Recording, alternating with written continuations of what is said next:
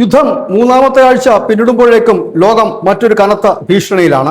ലോകം മുഴുവൻ നിശ്ചലമാക്കാൻ ഇറാന് കഴിയുമെന്നും അതിനവർ ശ്രമിച്ചേക്കുമെന്നുള്ള മുന്നറിയിപ്പാണ് ഇപ്പോൾ ലോകത്തെമ്പാടും പരക്കുന്നത്.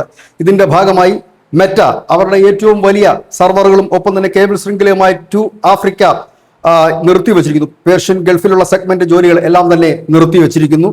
ഒപ്പം തന്നെ കരാറുകാരായ അൽകാറ്റൽ സബ്മറൈൻ നെറ്റ്വർക്കുകൾ അവരുടെ ജീവനക്കാർക്കും മറ്റും നോട്ടീസും നൽകി കഴിഞ്ഞിരിക്കുന്നു.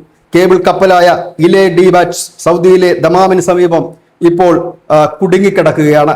അതായത് ലോകത്തിലെ തന്നെ ഏറ്റവും തിരക്കേറിയ ഡാറ്റ അന്താരാഷ്ട്ര കേബിൾ സംവിധാനങ്ങളുടെ ഒരു കേന്ദ്രമാണ് ചെങ്കടൽ. ആ ചെങ്കടൽ ഇതിനു മുൻപും ഇത്തരത്തിലുള്ള ആക്രമണങ്ങൾ ഉണ്ടായിട്ടുണ്ട്. ആ സമയങ്ങളിലെല്ലാം കഴിഞ്ഞ വർഷം ഇത്തരത്തിലുണ്ടായ ഒരു കേബിൾ മുറിക്കലുമായി ബന്ധപ്പെട്ടൊരു സംഭവത്തിലായിരുന്നു SMW4IM EWE തുടങ്ങിയ സംവിധാനങ്ങൾ തകരാറിലാകുകയും ലോകത്തിന്റെ പലയിടത്തെയും കണക്ടിവിറ്റികൾ നഷ്ടപ്പെടുകയും ചെയ്യുന്നത്. ഇവിടെ ഈ ഭാഗത്ത് ഇറാന്റെ ഒരു ആക്രമണം കടുപ്പിക്കുകയാണെങ്കിൽ, ഇല്ലെങ്കിൽ അന്തർവാഹിനികളോ മറ്റോ ഉപയോഗിച്ച്, ഇല്ലെങ്കിൽ കപ്പലുകളോ മറ്റോ ഉപയോഗിച്ച് കേബിളുകൾ തകർക്കുകയാണെങ്കിൽ ആഫ്രിക്ക, ഏഷ്യ, മിഡിൽ ഈസ്റ്റ് തുടങ്ങിയ രാജ്യങ്ങൾ നിശ്ചലമാകും. കണക്ടിവിറ്റി ഇല്ലാതാകും. ഇന്റർനെറ്റ് സൗകര്യങ്ങൾ മാത്രമല്ല, വ്യോമയാന അല്ലെങ്കിൽ കപ്പൽ ഗതാഗത മേഖലയെ കൂടി ഇത് ബാധിക്കും.